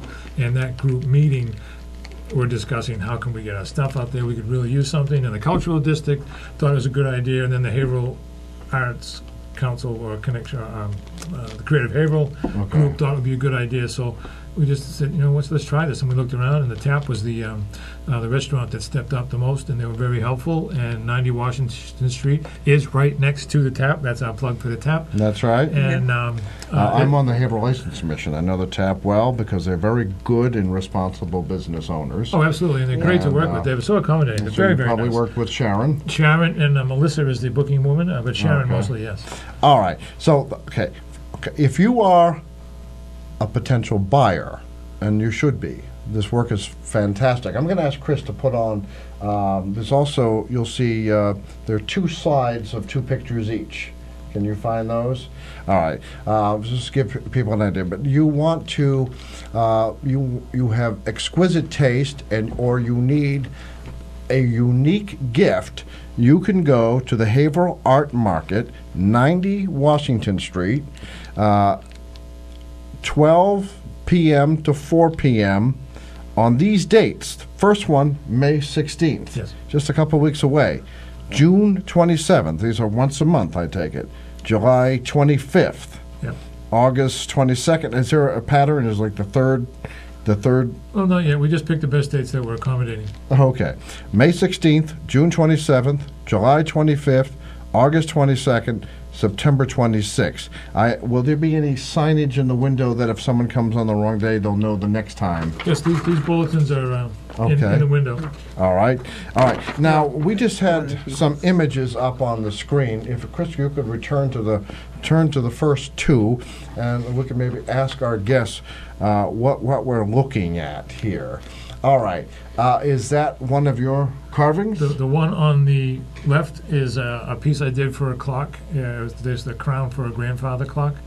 And we needed some artwork to put up to show the skills level we're going to have at the art market. Very detailed. That's one of the things I did. It was big. That's the face on that is probably about 5 inches high. And the overall thing was 33 inches wide. But that's a walnut clock crown I did for All a right. grandfather clock. So radio listeners, it's carved from walnut. Yes. Now there's a painting to the right of that. Any description, or is that from one of the other? It's a nice scenic. I'm not sure who did that. It might have been Debbie Shelley. It's not her style. No, not her. But I forget who did it. All right, It's and a then- nice scenic, landscape. So you could find some high-end painting, very, very high-end sculpture. I hope so. It's incredible. It's incredible. Chris, the next two that you have there, do you find them? I'm sorry, we're gonna be late for the break. All right, we have some jewelry. Is that something that you? That is a piece that I made. The focal bead is a piece of labradorite, and it's all nylon cord knotting in black and gray, and with moonstone bead accents. All right. And then we have a painting, two pairs on a looks like a table that has worn over time. I guess it's a good description. I'm not a painter by any means, but I believe it's called still life painting. That's right. Yes. All right. So, by the way, now let me ask you this: will there be anyone on hand to counsel or to school the unschooled in the arts? School the unschooled? In other words, I come down and you say, Tim, that's a still life. What's the matter with you? So someone like that. Oh, I don't think it'll be that way. It's more of a market. You come down, you see something, you like it, you buy it type thing. We're not going to argue with you or try and school you on anything. Yeah. It's basically, if you want to talk to us, we'll tell you all we can. But I believe it's just basically, come on down, look around, and shop. Yeah. The artists will, by and large, be at the tables. And I think one thing all artists like to do is talk about their work and their process. So it would be, I hope, not a formal thing, but more of a conversation about what we do, how we do it. Where have you been, the Artist Connection, for example, where have artists been able to find markets for their works? Or is this the problem? That's the problem. That's why we created this. Because there are markets that are the fine arts and crafts where an artist like myself can't go because my price point's too high for a crafts fair. And then there are the other shows like the Paradise City show, which is out of Marlborough and Northampton, Mass. Those are extremely pricey, and they cost too much for me to even rent the booth because I just don't, it's not affordable. It's not in my budget. So this kind of thing is something in the middle for the fine artist who doesn't have a good venue to be able to pitch these things. And these artists include potters, like the bowls and things turned on a potter's wheel, to nice framed photography, to the sculpture, to the beading, to the jewelry, and all sorts of things. It's going to be a wide gamut of things, but it's the venue that's not supplied or available to most of the artists. I mean, there are art associations all over the place, and they have their own juried shows, but there's not really an open market type place for the artist that has a higher end product and no place to sell it. All right. Now, looking far ahead, do you see an art market as a permanent fixture in downtown Haverhill? We're going that direction, yes. That is our intention. So it wouldn't be just once a month as you are starting up, and tonight's our startup night. We had another group here just earlier talking about the startup of their organization. So ideally, we're going to see something like maybe you would see in Cambridge, where it's opened every weekend or maybe every Friday, Saturday, Sunday type thing. Well, the one we modeled it after is in Somerville, and they call it the Saturday Local Art Market. And they have certain demographics in Somerville that are much different than what we have in Haverhill. I mean, the downtown area in Haverhill on a Saturday afternoon is just booming. So it lends itself more conducive to that atmosphere and that kind of event. So that's why we chose to do once a month. And right out of the gate, we don't want to come out every week. And I think once a month would be a better avenue and give people more time to fit it in their schedule. I also imagine that people like the both of you, these aren't the kind of things you mass manufacture. They take time. Exactly. 7 years in one case. So you might, I guess you'd be happy if you sold all your inventory the first two. Oh, be elated. Come on down. I think we'd be doing cartwheels up and down Washington Street. And then that'll be the next event. All right. The Haverhill Art Market opens May 16th at noon. It'll be open from noon to 4 p.m. Costs nothing to go in the door. And what we really need to make sure that our listeners can see some art to buy is if they could produce it as well. So there's a call for artists. Call for artists, and artists need to make a submission, preferably a JPEG photograph. Is that what you said? 3 or 4, yeah. Yeah. 3 or 4, and send it where? To the website? To the website at haverhillartmarket.blogspot.com. Is there an upload There is, area? yes, on the face page of the website is the application that if someone clicks on it, they can get a PDF form that they can fill out, and they can submit it online. There's instructions on there on where to send the money, or how to pay for their spaces that they want, and also through there to upload their photos, some of which, if someone is accepted, it's very likely that we would be trying to use some of their pictures of their work for our marketing to help give them some advertising also. And all that information's on the website, haverhillartmarket.blogspot.com, and the email to send this stuff to is haverhillartmarket@gmail.com. All right. WHAV News will present this information in its community spotlight section of the website. So make it real easy, whav.net. Watch for it in the next day or so. The Open Mic Show also is on the bottom of the page. You can watch a rerun of this program sometime after 11 o'clock tonight. But we'll keep more information out there.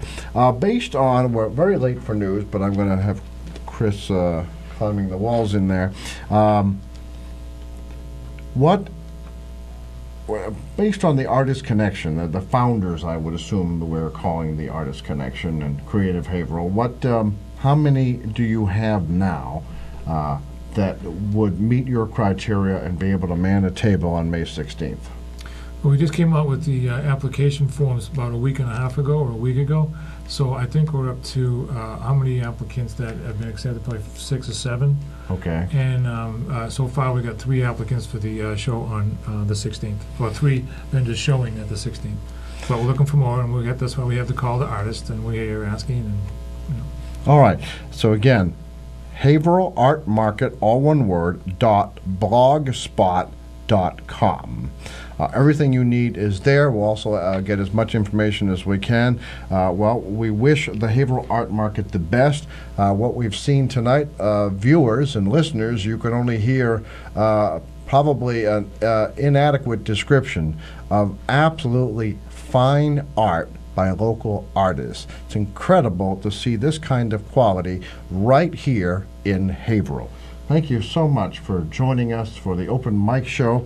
We'll get some information out online. We appreciate the time that you've took to describe this for our audience, and I think you're going to see quite a bit of interest from WHAV listeners. That's great. Thanks, Tim. Thank you. Stay with us. We're going to go rather late to local news. News Director Dana Esmel, followed by national news from FSN, and then local weather. We'll be back with more of the Open Mic Show after that. Open Mic! Tim Coco and the Open Mic will be right back. Get in on the action. Call 978-374-1900 or email tcoco@whav.net. If you are enjoying this program, please consider making a donation right now. Your donations to not-for-profit WHAV help keep these vital community services on the air. Donate online at www.whav.net. It's 8:12. WHAV Merrimack Valley. WHAV is a not-for-profit service of Public Media of New England Incorporated. It's heard on 1640 AM, the web, at whav.net, and participating cable television stations.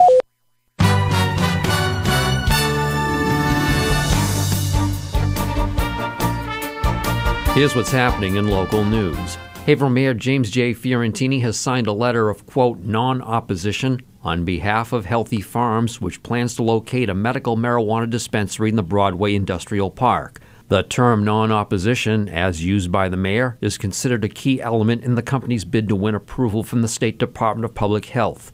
The last time such a letter was prepared, it resulted not only in Healthy Farms securing a provisional license from DPH, but also led to former State Senator James P. Jajuga being assessed a $2,500 fine for lobbying without being registered.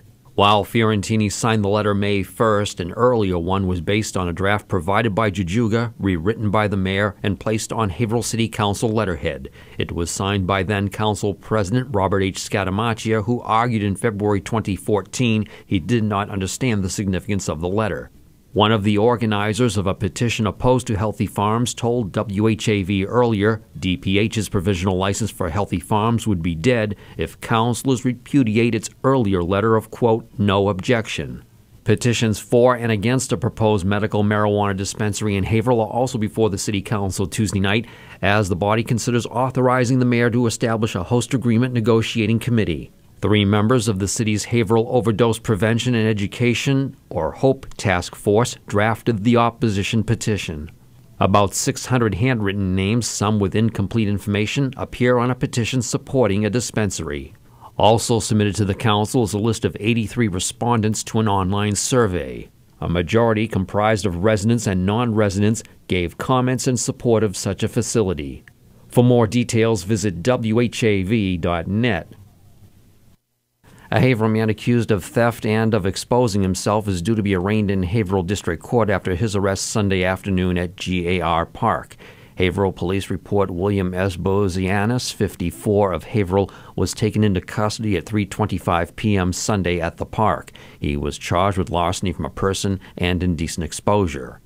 A Haverhill woman is due in court to face theft charges allegedly by credit card. According to Haverhill Police, Alexis Quadros, 20, of Haverhill, was arrested on a warrant at 4:40 p.m. Sunday at 1 Washington Square. She is charged with larceny under $250 and improper use of a credit card. A Haverhill man faces drunk driving and other motor vehicle charges in connection with an alleged hit-and-run crash Saturday evening. Haverhill police report Richard Gondola, 50, of Haverhill, was arrested at 7:15 p.m. Saturday at 99 Freeman Street.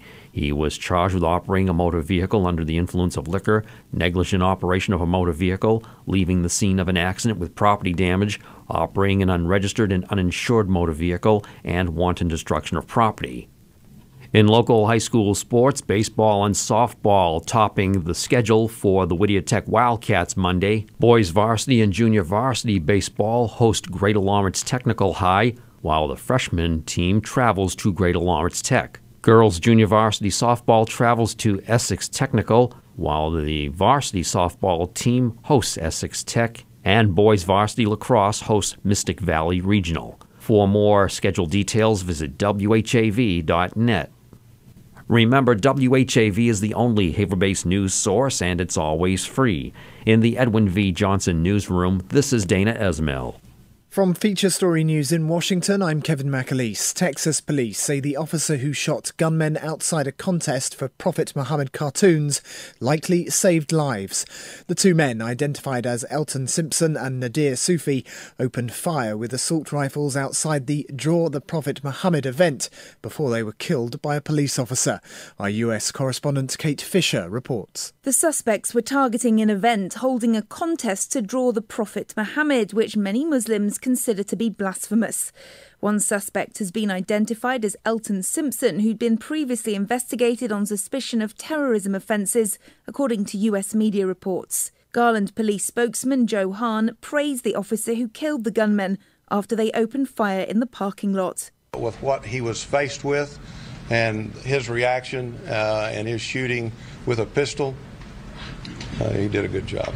A security officer wounded in the shooting is out of hospital. Kate Fisher, Washington.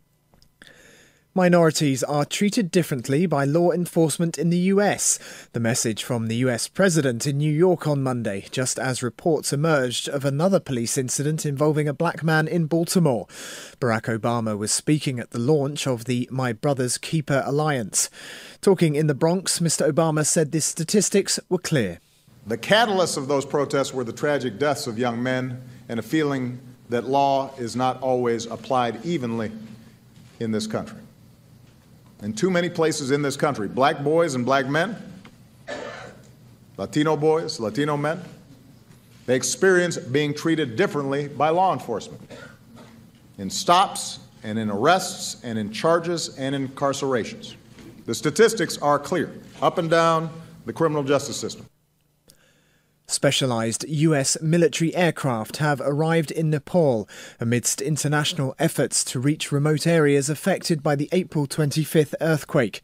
American V-22 Ospreys and helicopters will deliver emergency supplies to villages cut off by the disaster. Malcolm Brown reports on the US component of the multinational relief effort. With their ability to take off and land vertically like a helicopter, but fly fast and far like a plane, the 4 V-22s that have arrived in Nepal will be a useful addition to the disaster recovery effort. The American tilt-rotor aircraft and conventional helicopters will help to transport relief supplies from the capital to remote areas. With the monsoon season approaching, one priority is providing shelter to survivors. The US military's response also includes Air Force personnel who can help Kathmandu's overstretched international airport deal with the influx of foreign disaster assistance. Malcolm Brown, Washington. From bureaus worldwide, this is FSN. Wave weather. I'm WHAV meteorologist Gerrie Best with wave weather. Breezy and mild weather for the Merrimack Valley through the night with increasing clouds. Low temperature mid and upper 50s. During the day Tuesday, some clouds with a chance of showers during the morning. Partial sun during the afternoon and low 70s. It'll become fair at night, upper 40s to near 50. And Wednesday, mostly sunny skies. High temperatures right around 70 degrees. Fair weather on Thursday. This is Gerrie Best. Your next wave weather coming up in 30 minutes. If you want to know what's going on at WHAV, sign up for the free monthly wavelength newsletter online at whav.net.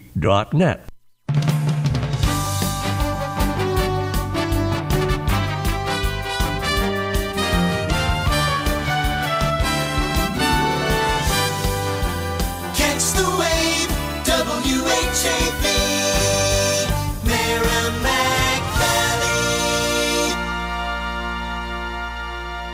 Phil Christie here. Last year, WHAV helped local nonprofits by airing 8,780 community spotlight messages.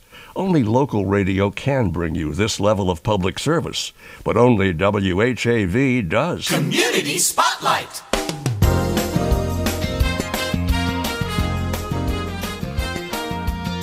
The Haverhill Firefighting Museum will hold an opening day celebration from 10 a.m. to 4 p.m. Saturday, May 9th at the museum, 75 Canosa Ave. Guests can tour the museum, see a working fire truck from the Haverhill Fire Department, and pose for a photo with mascot Dottie the Dalmatian. Cost is $10 for families or $2 for children 12 and under, and $5 for an adult. Free admission for servicemen and women. Someone you know is on WHAV. To submit or read your own nonprofit announcements, click on the Contact tab at whav.net or email news@whav.net. In the Edwin V. Johnson newsroom, this is Alyssa Torres.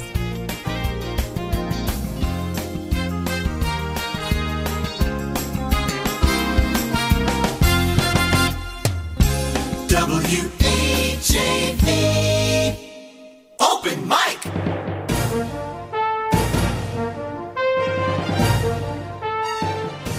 From the Edwin V. Johnson newsroom, WHAV presents the Open Mic Show with Tim Coco. Make your voice heard. Call 978-374-1900. That's 978-374-1900. Or email tcoco@whav.net.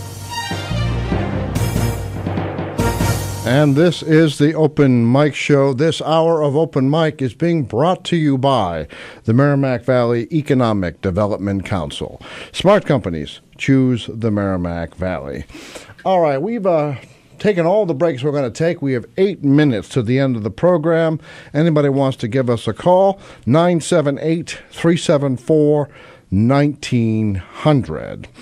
All right, a couple items that were in the news. We certainly had a big night here on the Open Mic Show. Basically, two different startups. One, the Haverhill Art Market, which is going to open at 90 Washington Street, select Saturdays this summer. First one, May 16th, Saturday, May 16th, noon to 4 p.m. This is where you can either exhibit and sell high-end arts, or you can buy it. We're looking at the list of works that are being sought. High-quality original work in a variety of media, including painting, photography, sculpture, textiles, jewelry, and more. You can rent a booth, or they also could use buyers to make it all worthwhile. The other group we discussed tonight was Asperger Works, a nonprofit organization that is looking to provide services to people with Asperger's in areas of employment. They could use some help getting an office located. They're aiming for Lawrence, but will serve the entire Merrimack Valley. All right, coming up, the problem with this studio, I guess I have to get lock and key during the week, because we did have a trivia question from our friends at Kimball Tavern Antiques. See if I can remember this off the top of my head, but for a $10 gift certificate, name two locations in New Hampshire that John Greenleaf Whittier frequented, and name two landmarks that are named for John Greenleaf Whittier.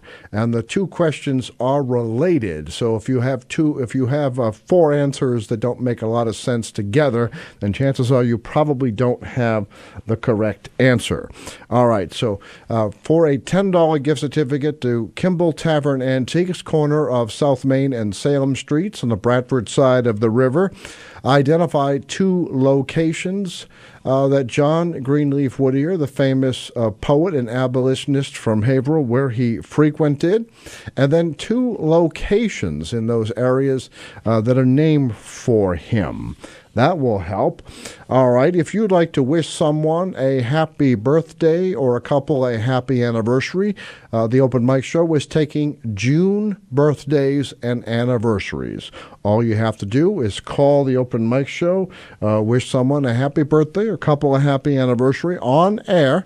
Name will be taken, added to the hat, and we'll do the drawing. It looks like this month will be the third Monday of the month.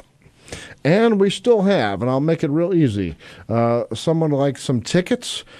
We'll do it in the order of the calls. No trivia questions, no hoops to jump through. Your choice. Either admit two people to the Haverhill Police All-Stars softball game against the All-Pro Patriots celebrity softball team. All right, this event is June 8th at 6 p.m., so about a month away. This admits two, Haverhill Police versus the Patriots of all groups. Be the first person, just ask for them. You have to ask me on the air, and you'll get those. And also, thanks to from Gerrie, WHAV's environmental consultant and frequent Open Mic Show caller. Gerrie in Methuen is providing up to 4 people can go to the Methuen Police Patrolmen's Association Comedy Night. That's going to take place at the relatively posh Andover Wyndham Hotel. That'll be Thursday, May 21st. So that's coming up, 7:30 p.m. These tickets are worth $30. So 2 people worth $30. Methuen Police Patrolmen's Association Comedy Night, Andover Wyndham, or the Haverhill Police All-Stars versus the All-Pro Patriots celebrity softball game. That's in June. Free for the asking. Just call 978-374-1900. 978-374-1900. 1900. Okay.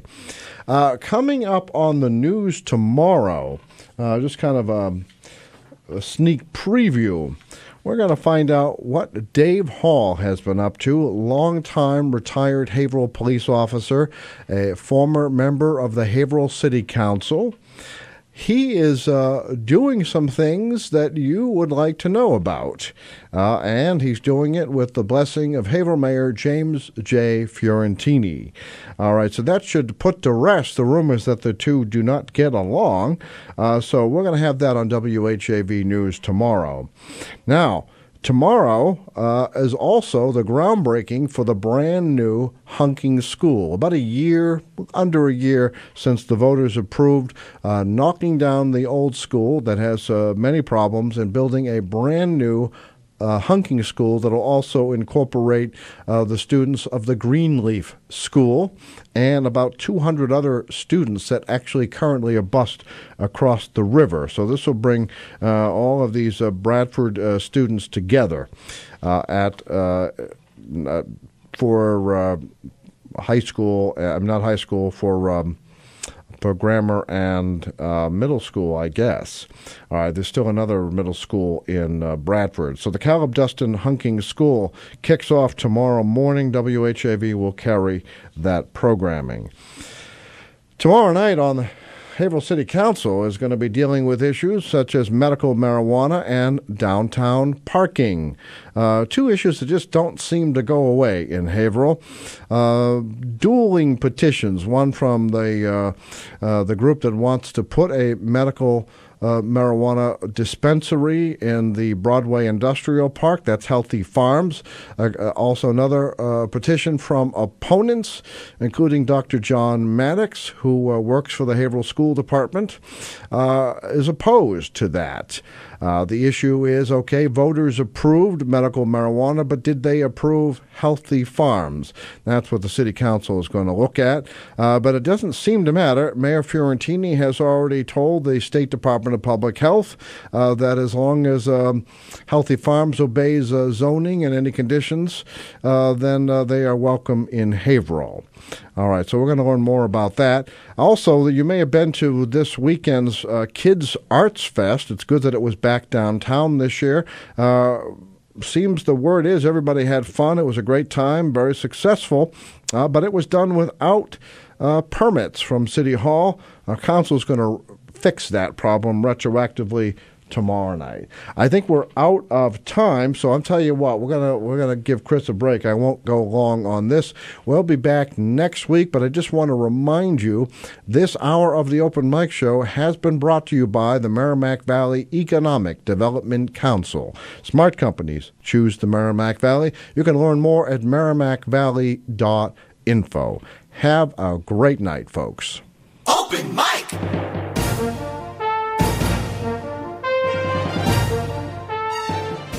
Join Tim Coco live on the Open Mic again next Monday night at 6:30. The opinions expressed on the Open Mic Show are not necessarily those of WHAV, its underwriters, or affiliated stations. The Open Mic Show came to you from the Edwin V. Johnson Newsroom.